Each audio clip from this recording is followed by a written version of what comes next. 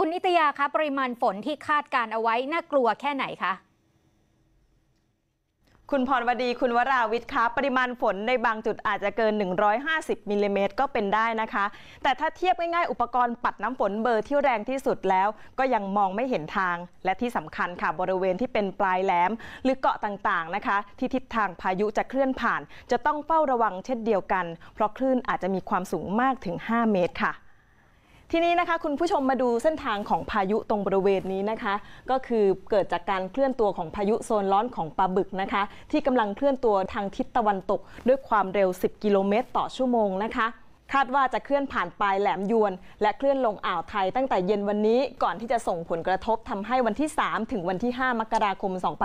2562มีฝนตกหนักขึ้นเป็นพายุโซนร้อนปลาบึกลูกแรกของไทยในปีนี้จากที่ไม่เคยมีมากว่า30 ปีแล้วค่ะสำหรับคุณผู้ชมที่อยู่พื้นที่ทางภาคใต้ในวันพรุ่งนี้นะคะจังหวัดที่มีฝนตกหนักมากทางภาคใต้ฝั่งตะวันออกนะคะก็คือที่จังหวัดชุมพรสุราษฎร์ธานีนครศรีธรรมราชพัทลุงสงขลาปัตตานียะลาและนราธิวาสส่วนภาคใต้ฝั่งตะวันตกตรงบริเวณนี้นะคะก็คือจังหวัดกระบี่ตรังสตูลค่ะสำหรับวันที่4ค่ะพายุลูกนี้ก็จะเคลื่อนมาทางจังหวัดเพชรบุรีนะคะประจวบคีรีขันธ์เรียงลงมานะคะไปจนถึงชุมพรสุราษฎร์ธานีนครศรีธรรมราชพัทลุงสงขลาปัตตานียะลาและนราธิวาสส่วนฝั่งตะวันตกนะคะก็จะเป็นจังหวัดระนองพังงาภูเก็ตกระบี่ตรังและสตูลค่ะคุณผู้ชมคะและในวันที่5ฝนก็จะตกหนักมากนะคะโดยเฉพาะจังหวัดประจวบคีรีขันธ์ชุมพรระนองพังงาภูเก็ตค่ะทีนี้คุณผู้ชมลองมาดูความรุนแรงของปริมาณของฝนตกสะสมจากการคาดการณ์ของกรมอุตุนิยมวิทยานะคะของวันที่3ถึงวันที่4ฝนที่ตกหนักมากนี้นะคะจะเป็นสีชมพูและจะมีปริมาณมากถึง150มิลลิเมตรนะคะขณะที่บริเวณสีแดงเข้มตรงบริเวณนี้จะมีระดับของฝนตกอยู่ที่ประมาณ120มิลลิเมตรนะคะตามลำดับ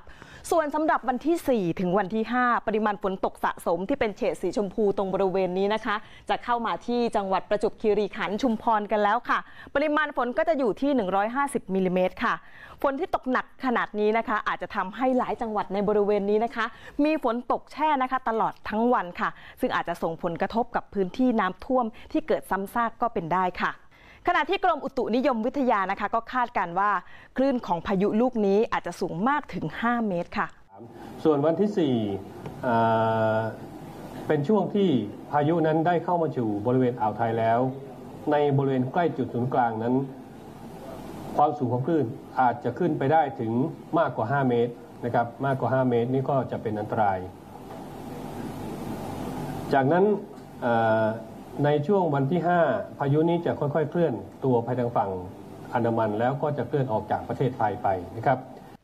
สำหรับพายุโซนร้อนปลาบึกจะมีผลทำให้เกิดคลื่นพายุซัดฝั่งที่มีความรุนแรง 4-5 เมตรหรือเทียบง่ายๆนะคะคุณผู้ชมเรื่องของความสูงของคลื่นก็เท่ากับรถบัส2 ชั้นขณะนี้นะคะกรมป้องกันและบรรเทาสาธารณภัยนะคะก็มีการประกาศให้หลายจังหวัดที่อยู่ในพื้นที่บริเวณชายฝั่งนะคะที่เป็นพื้นที่เสี่ยงให้อพยพไปพื้นที่ปลอดภัยเพราะความรุนแรงของพายุนั้นอาจจะส่งผลกระทบให้บ้านเรือนริมฝั่งที่ไม่แข็งแรงนะคะได้รับผลกระทบได้รวมถึงต้นไม้ใหญ่ที่อาจจะหักโค่นจึงย้ำเตือนประชาชนค่ะเตรียมเสบียงอาหารนะคะและจุดไหนนะคะที่ใกล้กับไฟฟ้าก็อาจจะดับได้ค่ะเรือทุกประเภทนั้นจะต้องงดออกจากฝั่งโดยเด็ดขาดขอให้ประชาชนในพื้นที่เสี่ยงนะคะเฝ้าระวังพายุลูกนี้อย่างใกล้ชิดค่ะ